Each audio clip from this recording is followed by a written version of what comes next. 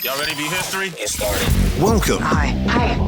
Hello, everyone. to the Pro Audio Suite These guys are professional. They're motivated. with Tech to the VO stars. George Whittam, founder of Source Elements. Robert Marshall, international audio engineer. Darren Robbo Robertson and global voice. Andrew Peters, thanks to Tribooth. Austrian Audio, making passion heard. Source Elements. George the Tech Whittam and Robbo and AP's international demos. To find out more about us, check the proaudiosuite.com. Line up, ladies!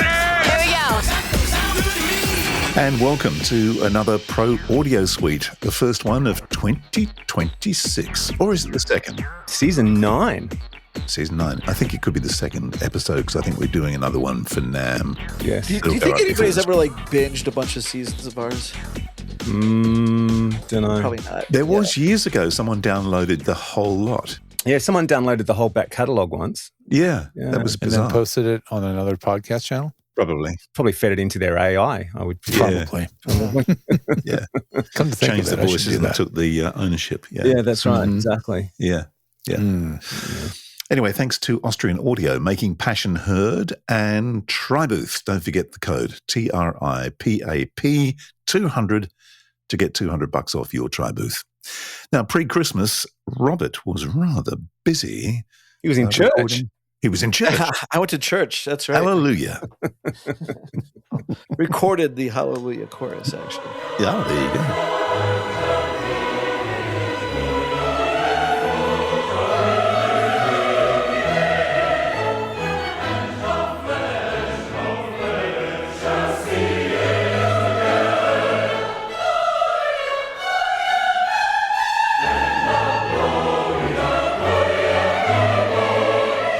So tell us about the setup. What did you do? So it was a pretty big choir. I think there's at least 100 people in the choir itself, and a mid-size orchestra. Not huge, two double basses, one trumpet, I think, or two trumpets, maybe two trumpets, I believe. But it wasn't a huge orchestra, but a pretty big orchestra. And so the concert there was a concerto at the beginning with piano and orchestra, and then the second half was the Messiah, so it was the orchestra and the choir.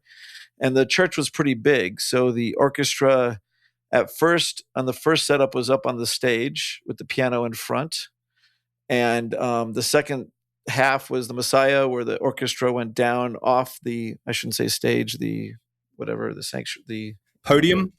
podium, Or the pit? The lectern. the lectern. They actually took out a few pews to fit the orchestra down there, and then the whole When choir. they took them out, did they go pew, pew, pew? Yes, they did. They were Star Wars. The sound effects guy from Star Wars. Sorry.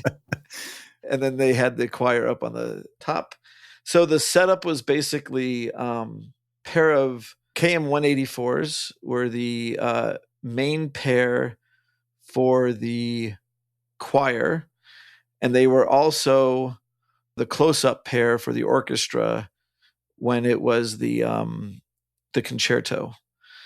And then the OC8s were the spot mics on the piano. For the choir, the OC8s were the spot mics for the soloists. Were they OC8s or CC8s? CC8s, sorry. Yeah, I was going to say. CC8s, yeah. And the choir at that point was the KM184s at the front, and then actually a pair of Shure SM81s hung and more spread out in the back.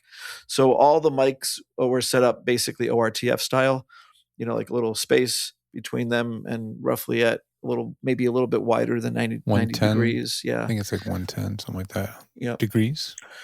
And then the main pair was a pair of Schoeps, and that was the main pair for the orchestra, and it was also the far back main pair for the orchestra and the piano when it was that section. And then funny enough, at the last second, I decided to grab a video, and I have a little Shure MV88, and I just hung it back there, and I was way in the back.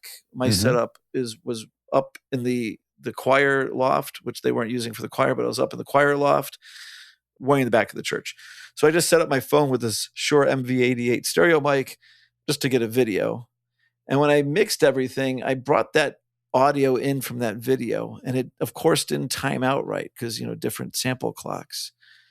But I just lined up a transient, zoomed way the hell in at the beginning, and then I went to the very, very, very end, and I found the same transient and I did a little tiny stretch on it. It was a couple frames because by the end, and it lined it up well enough, especially for what was effectively reverb. Right. Yeah. The And time alignment wouldn't be quite as critical. it wasn't as critical. It was, Right. it was supposed to be kind of slappy. It's in a like way. have a delay that varies in time. Right. In ever fact, so I probably slightly. aligned it actually closer than it really was because the Oh, time yeah. delay of 200 True. feet would have been a couple milliseconds. So It's like you I actually- turn the knob on the digital effect, for the early, what do they call it? What's the initial? early reflections. Yeah. Mm-hmm. Turn that down to 0. Mm-hmm. Or the time of the early reflections Right. to 0. But I use that. So the mix you guys have there's no fake reverb, but I did put a little bit of that in there and it did help just sort of gel it together nicely. Yeah. And then if you listen to the main pair, the Schoeps, and you compare it like for the singers or the piano, you can see really how effective those spot mics are, the CC8s, at really just letting the piano just pop through. It doesn't sound like it's super close mic, even though I had the CC8s basically in the crook of the piano, just one pointing at the middle of the bass strings and the other one pointing at the last hammer of the high strings. So sort of a little stereo spread of the piano itself, and then just put that in there a little bit. And for the soloists, just enough to get them to cut over the whole mix. And voila, that is the mics. There's no EQ. There's no compression. There's no noise reduction, obviously, or anything. I'd have to imagine you probably didn't have the time to mix and match or try this pair of mics here and then these pair of mics. No, I was going to try to do a bloom line with the 818s. Yep. And I brought them, but there was just no time to. Yeah. Like we had a dress rehearsal, and then once we had the dress rehearsal done, I was like, "That's it. We're not going to change anything." So I was like, okay. And that would have been really complicated because there was also moving mics during, like, you had 20 minutes during in the intermission to switch setups, and having that really top heavy stand with those 818s up there and a big fat 4-channel cable because it would have been 4 channels for those two. Yeah. So I was looking forward to trying to do that, but in the end, that didn't happen. Yeah. Did you, with the 818s, because you got the front and back on the capsule, and you can use the two XLRs, the mini XLR in the back and the standard one in the bottom, could you turn that into some kind of a stereo capture? Yeah, you can. It'd be a 180 stereo capture, Yeah, like a coincident pair, just left and right. So you don't get the time delay that the ORTF setup gives you. Like the ORTF gives you a similar time delay to what your ears have, a similar distance between your ears for the capsules. And that does a lot to add space to the whole. Like I find when I do stereo recordings and the coincident techniques, be it bloom line, which is actually pretty cool, or just XY, or even MS, those are all coincident mic techniques where the capsules are right next to each other, so there's no time difference between the left and the right capsule receiving audio. They tend to be a little bit not as exciting as a spaced pair. Like the spaced pair of omnis where you get them way apart, of course, is like the most like that gets also a wider spread. Wacky. Yeah, it gets pretty out there. Like there's little definition. But with this one, when you listen to it, you can really hear the violins on the left and the double basses on the right, and you get a really good sense of space of the orchestra, I think. And if you wanted to take it the next step further, you'd throw like a Zeppelin disc in the middle of that kind of setup.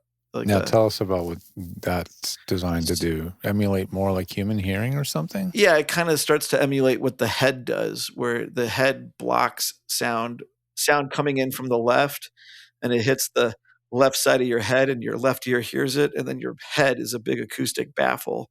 Only does your right ear hear it late, but it hears it baffled, and therefore lower, like you get a high pass filter effect. Only the low frequencies make it around your big head acoustic baffle. So a Zeppelin disc is just a sort of acoustic baffle between two spaced microphones, usually ORTF. It enhances the stereo effect, basically. Who would use that? People doing sound effects libraries, or even like if you just want to kind of beef up the stereo effect of a spaced pair, the next step from a Zeppelin disc is like the Neumann head microphone, where you basically are practically getting a binaural recording. Fritz. Is that his name? Fritz? I think it's Fritz. Okay.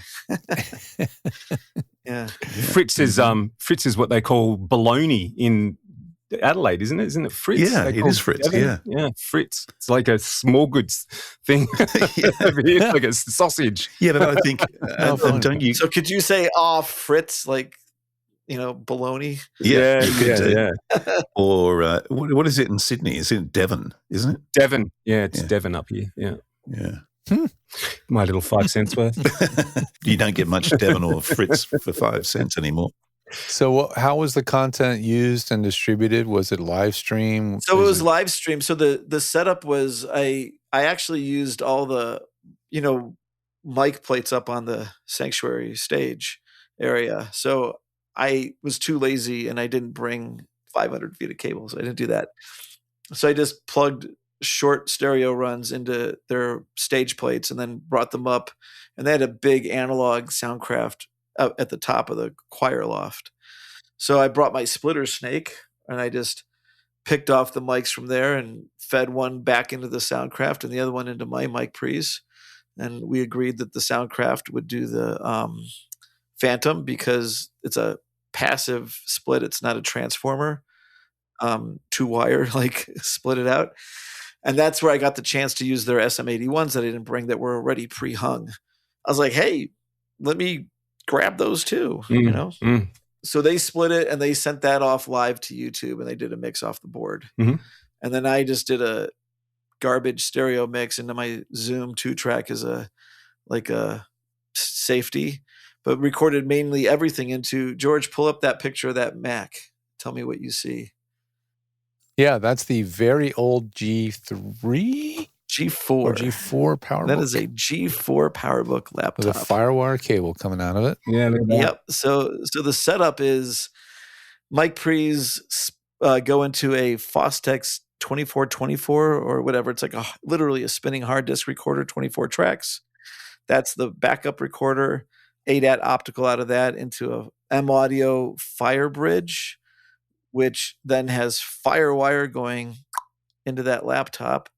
And then that's my main record. There's also a Zoom recorder sitting there. Is that like a the Zoom recorder, right? The Zoom recorder is a backup because the mic preamps I have also pull a stereo mix off of the 8 channels. Oh yeah, cool. You can daisy chain those mic preamps. So the knobs on if you notice on each channel of the mic preamps, there's 3 knobs, and it's gain, level, and pan. Mm-hmm. Anyone under 35 would have no idea what you're talking about. No. I guess not, but it's I mean, you could go in with a slightly like more modern setup, but the idea is all the same. I mean, you'd switch out the Fostex for something like a semantic hard drive recorder instead of a spinning disc recorder. You'd switch your laptop out for something newer with a newer interface that also does optical. But honestly, I found that I was looking at getting a semantic and stuff, and sometimes those things are really limited. Like they can only be an interface or a recorder, but they can't do both. And then if not, you got to spend huge money on a Joco or something like $2,000. I mean, that Fostex, that's my mobile rig. I've had it for 20 years. Someone needs a mobile recording.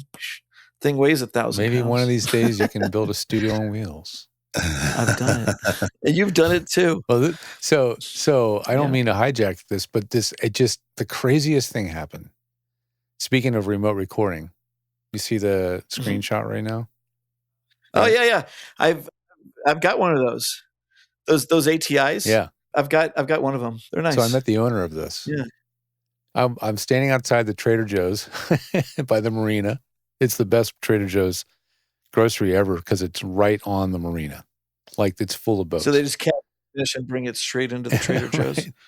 And I'm there with my bicycle that has a pair of speakers mounted to it because, come on, guys. I mean, I am George the Tech. And I'm a bike nerd. So I have a pair of speakers, not just any speakers, tannoy speakers. The little black black ones, arenas, they're called. Little tannoy speakers, right? and they're mounted to the side of a basket mounted to the front of my bike. It's and this gentleman, older, scruffy little guy, couldn't get his eyes off my bike, and my girlfriend's like, "Hi, yeah, I noticed you like my boyfriend's bike. What is it?" And the guy starts talking about the speakers, and I walk over to him. And long story short, he's like, "Oh yeah, I have a remote recording truck," and I was like, "Really? Not too many people have that." And he tells me more. George's like, "I've got a remote recording one." Yeah, I used to have one. And then it turns out he's like, "Oh, yeah, I have Studio on Wheels, recordingtruck.com." I was like, "What?" The guy that I got this gig from, he died, but his thing that I used to do all these remote records from, so that's how this gig sort of 20 years later. But he was Reels on Wheels. Well, this truck you're looking at right here is the record plant truck. Oh, really? Bought cool. The record God, plant. I might know who built that. Jim Reeves was my buddy, and he used the record plant truck. So was this from New York record plant? I think so, or? but he's in LA, and he was like, "You want to go look at it? It's parked in the parking lot over at XYZ." And I'm like, "Oh, I don't have time now, but yeah, I'd love to come see it sometime." Yeah. But he uses the He's SDRs. got those Mackie. Yeah. Yeah, he's got the Mackie recorders, but But he's got 3 of them. he's got them retrofitted with solid state. So they're all running solid state. Okay. But I was Gotcha. like, "Oh my God, that's like my dream recording truck." But just, it's been 25 years since I built mine. But Well, that API is a dream board. Look right. at that thing. Yeah. Woo. That board's got to be $100,000. It's no joke, this thing. But yeah, it just Yeah. tickled me when you were showing us your setup and what's in there. And then I just happened to run in, it's so LA that you run into a guy like that, but he's like, "Yeah, I just had Bob Clearmountain in this truck last week recording a live appearance of King Crimson." I was like, "What? What? Holy shit. I got to talk to you sometime. I got to get you on my podcast." But his portable 48 rig is a lot like my rig. So mine is a portable 24. So replace the bottom 2 mic preamps with my Fostex. And I don't have a power supply in it. I have a whatever. And then those ATIs, I've got one of them, but the studio projects I have are pretty similar in that they have a mix. All those ATI mic pre's also have a mix bus to them. Right. And I was like, "I bet you don't get that truck out that often." He's like, "Oh, yeah, 6-7 times a year, I'm like, "That's a hell of a vehicle to maintain and keep around, when you just don't use it that often." For such a few gigs. Yeah. It's just not necessary anymore because, honestly, you think about what this truck is capable of, and granted, he's got a lot of nice analog in there, but I can switch out my recorder for a TDM system, which is still fairly portable, and then I've got all the DSP and mixing you want to do. So if you want to do a live record and broadcast instead of just collect the mics. Got all the 192s in there. Yeah. He's got all his 192s. He's got his old Mac Pro. Whatever you need. And he's done voiceover to tie it into voiceover. He's got a couple credits. Really? Josh Brolin for a Mercedes Spot and Christina Applegate for a fruit water. So what, does he drive up to their house with this thing? And either to their house or to a set, I don't know if you know about Christine Applegate, but she has, I think she has MS or something. She's become a lot more immobile. So he got out there to record her. So yeah, he's on he's on somebody's, resource list. He gets brought in, I'm like, damn, that's just amazing though. It's so, if you and I hung out with him, it would be like crossing of the streams, in Ghostbusters, right? The conversation would not end and no one would be interested. Exactly. Yeah, exactly. But it just inspired me. I was like, holy crap. What are those giant monitors back there? Those are Uris or JBLs of some sort? I wonder what those are. I don't know what they are. I don't know. That's massive. Those got to be like 18, 20 They look like woofers JBLs to me. Yeah. They're so huge and they're so close together relative to their size. Yeah, you know what I mean? Classic General 1030s maybe, and then 1031, and then he's got an NT or a 10Ss, NS10, sorry. Yep. NS10s. And he's a couple of Uris I can see as well. Yeah. Sitting on top and a DBX on the other one. For anyone that's listening to this, you have and you can't see the picture, so hopefully we're being descriptive enough to. Maybe we can grab a link to it in the show notes. Yeah. It's just recordingtruck.com. But that API board is to die for. Yeah. Yeah. Well, I miss it too. I wish I could pull up a picture of my rig, but I had a really similar rig to what you were doing too, Robert. And I kept it until I moved to California, and then I used it to. The last live shows I recorded were of a local band called Weapon of Choice, and I always loved these guys. And I recorded them live a couple of times, and at like a Halloween show at Cal Arts, which was a crazy show. And, that kind of stuff. But I used very similar gear, and it was a lot of fun. You were with like the DA88s and the Spirit board, right? Well, that was when I had my truck back in Philly. Okay. But when I moved out here, I let all that go. Oh, I see. Sold all that. So then got rid of the truck. My friend bought the truck. It was just in a little old RV, like a literally like 20-foot long camper, like tiny. So when I came out here, I just brought the bare essentials, right? I just brought the Mackie SDR recorder, and I had like a small rack like you did with 16 channels of preamps. And then I had this little Roland line level mixer that I used for monitor mix and 2 mix for the reference recording that sat on top. Gotcha. And it was a piece of junk. Did you split the outputs of the preamps? How did I do it? Oh, I might have used direct. The Mackie had analog or digital. Was it ADAT into the Mackie, or was it? Yeah, I can't remember if I had a direct. Oh, I must have gone out of the Mackie into the Roland. So I was monitoring off the record. Yeah. Off the record. It's been so long. But it's just fun. I mean, it's an intense way of recording, especially if you're trying to do it yourself, which seems like me and Robert were always doing it ourselves. And I was trying to do like... It's always like, I should have brought an assistant to lug. I can't tell you how many times I do a job and I'd be like, why did I try to do that by myself? Especially when I had the truck. I would have to like literally like sprint from the truck into the venue sometimes because there'd be like an issue, Like, dude, the worst part about this was like, those like foldable dollies? Yeah. Okay, so I've got this 6-space rack that's got just massive amounts of copper in it because the snake that coils up that has all the XLRs, it's probably got at least a 10-foot whip that comes out of the back of that rack. So when I get there, I'm not plugging stuff inside the rack. I just like I whip it out and snake hips. And then there this out. That's right. Snake hips. But this little dolly with foldable wheels that you're just waiting for them to fold in upstairs, like one stair. Another stair. That was the worst part about the whole gig. Yeah, exactly. I mean, those were good times. I remember them fondly, and I remember how many times I still actually have actual anxiety dreams from that time because, of all the times I would be on location doing it totally solo and have something, go wrong or something entirely preventable. There you go. Now you guys can see it. That's the RV right there. There's the RV. That thing was tiny. Oh, that's cool. There's the Spirit. Yeah. Who's that young fella? Exactly. Right. That's when I was first putting it together. Yeah. There it is. That's pretty good right there. One DA38 in a separate rack so I could pull it out and take it around. Aphex processing, patch bay, a little bit outboard almost. Those Mackie monitors that you just sold recently, didn't you? Yep. Big old Mackie 824s.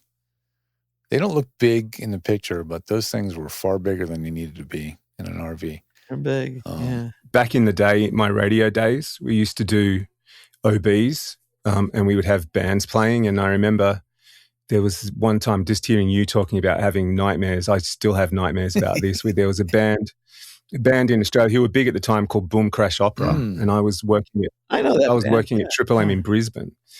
And we had them, we did an OB from the front of the building for something or other. Can't remember why, but they played on stage. And so I had the little OB console for the radio station to take care of. And I was also mixing the band at the same time and trying to, and bringing in announcers and, talking back to the studio and all that sort of stuff. And I still have nightmares of it, things where nothing happened. It went seamlessly, but I still have nightmares occasionally about, something goes wrong, something didn't work or, whatever. And you have that little freak out moment where your heart just stops and, 2 seconds feels like a year, and all that sort of stuff. And there's just nothing going to air. It's funny. Every person who was as an ex-jock of a certain age always has the same nightmare about your record running out and there's no other record queued up. Did I tell you my embarrassing story from my midnight to dawn days in Newcastle? Oh, that was the one where you were off air. Yeah, there was the dunnies for this radio station were outside of the radio station. They were in the foyer. Dunny, by the way, is a toilet. It's a toilet. So I had to. So about 11 o'clock or whatever it was one Saturday night, and I needed to go to the loo, and so I put on the extended mix of Michael Jackson's Black or White, which goes for like 12 minutes. Right. And bolted out the door because I was busting, and did what I needed to do, and got back and realised that I didn't have the keys to get into the station. Oh yes, we've all done that. Oh gosh! So I had to, back in the days before mobile phones, of course. So I had to race down the road to find a phone booth and call my mate Ben, to say, listen, can you do me a favour? Can you do me a solid? Can you come let me in? This is like whatever time it was, up past 11. And so, and he comes and lets me back into the building. And the emergency tape luckily kicked in after 3 minutes of silence. The emergency tape. But Would the emergency kick tape in after silence, or how's that work? What? Sorry. Does the emergency tape kick in after silence? Yeah, it kicks in after 3 minutes of silence. So, 3 minutes of silence. The emergency tape was so old it was playing like Elvis. Yeah. Oh, man. Yeah. Thank God it was Newcastle. Thank God it was mid-dawn. You're going to wonder why they put a 3 minute long delay before the. That's an eternity. I know. It is an eternity in radio. It's somebody's dead. Or the compressor will be sucking so hard that if you open up the mic, it's just it'd sound like white noise. Well, that was fun. Is it over? The Pro Audio Suite, with thanks to Tribooth and Austrian Audio. Recorded using Source Connect. Edited by Andrew Peters and mixed by Robbo. Got your own audio issues? Just ask Robbo.com. With tech support from George the Tech Whittam. Don't forget to subscribe to the show and join in the conversation on our Facebook group. To leave a comment, suggest a topic, or just say g'day, drop us a note at our website, theproaudiosuite.com.